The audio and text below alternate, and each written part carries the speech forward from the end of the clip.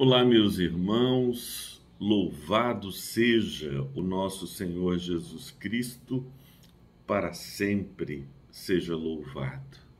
É com alegria que nós nos reunimos neste que é o nosso 24º encontro do projeto 7 Minutos em Oração.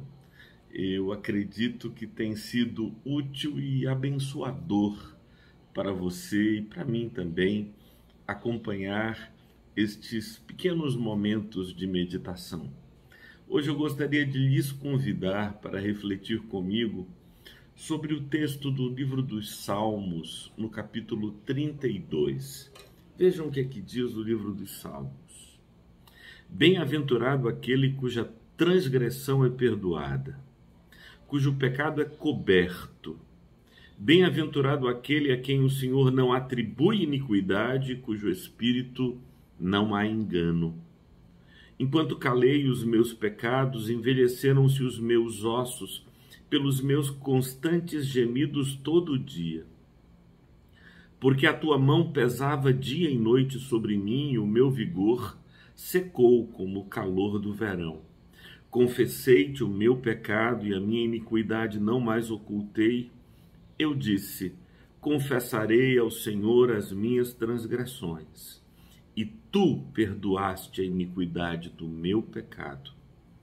Sendo assim, todo o que é piedoso te fará súplicas em tempo de poder te encontrar. Com efeito, quando transbordarem muitas águas, não o atingirão. Tu és o meu esconderijo. Tu me preservas na tribulação e me cercas de alegres cânticos de livramento.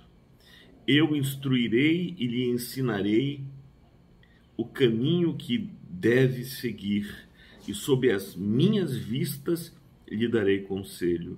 Não sejam como o cavalo ou a mula que não têm entendimento, que são dominados com freios e cabrestos, do contrário, não obedecem a você. Muitos são os sofrimentos do ímpio, mas o que confia no Senhor, a misericórdia o cercará. Alegrem-se no Senhor e regozijem-se, ó justos. Exultem todos vocês que são retos de coração. Este salmo de Davi, que é um salmo didático, ele tem como elemento principal a experiência do arrependimento, seguido de confissão e absolvição. Esses três elementos são extremamente importantes para a vida cristã, para a vida devota de um modo geral. Eu tenho insistido com você que a ideia de arrependimento no Evangelho, na palavra de Deus, não é um olhar para trás e entristecer-se pelos equívocos que nós cometemos outrora. Arrepender-se é mudar a mente, é transformar o entendimento, a forma de analisar o mundo, de ver o que acontece ao nosso redor, de lidar com as tentações, com as relações que nós mantemos. É um novo nascimento. Isso é arrependimento. É um novo nascimento, do mesmo jeito que Jesus falou com Nicodemos e sobre o que meditamos outro dia. Quando a gente olha para isso, quando a gente se percebe isso, então nós não temos nenhuma reserva de abrir o coração para Deus e confessar os nossos erros, quem somos, os nossos pecados, porque quando calamos isto, quando calamos os nossos pecados, diz o salmista, envelhecem os nossos ossos pelos nossos constantes gemidos dia e noite. Davi está falando de uma espécie de somatização de suas dores espirituais. A consciência de pecado, a consciência de inadequação lhe atormentava de tal modo que isso tinha se somatizado em uma espécie de dores reumáticas. Como é importante que nós nos libertemos disso para que não soframos de igual modo.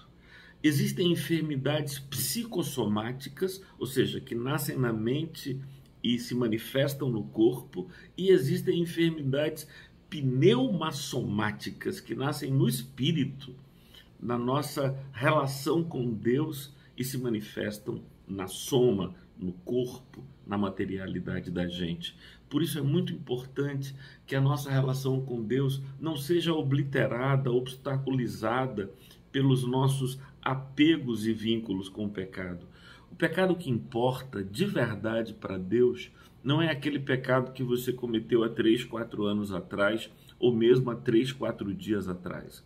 O pecado que importa mesmo é aquele com o qual você está aliançado, aquele com o qual você está comprometido, vinculado, pactuado.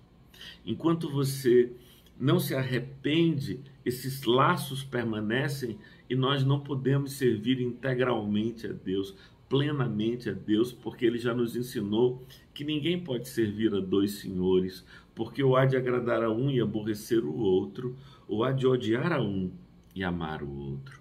Então, nós não podemos servir a Deus e ao que quer que seja, além e fora dele. Então, quando Davi disse que confessou o seu pecado ao Senhor e a sua iniquidade ele não mais ocultou, e ele disse na sua alma: confessarei ao Senhor as minhas transgressões, e ele recebeu a absolvição, é o que diz o versículo 5. E tu perdoaste a iniquidade do meu pecado. Deus sente prazer em renovar a sua relação conosco, em restaurar a nossa comunhão com Ele, e o meu convite a você é que façamos isso juntos. Ó Deus eterno, obrigado pela porta aberta e escancarada, para que qualquer um, inclusive nós, possamos dizer a Ti: Senhor, perdoa-nos, perdoa o modo como temos vivido, perdoa, Senhor, os nossos compromissos com o erro, compromissos com o mal, essa obstinação em permanecer no caminho que o Teu Espírito Santo tem nos conscientizado de que não procede de Ti. E dá-nos, Senhor, libertação, livramento, quebra, Senhor, nossas cadeias e faze com que possamos Te servir alegremente e dignamente, glorificar o Teu nome, no nome de Jesus, Teu Filho. Amém. Que assim seja para mim e para ti, meu irmão. Paz e bem.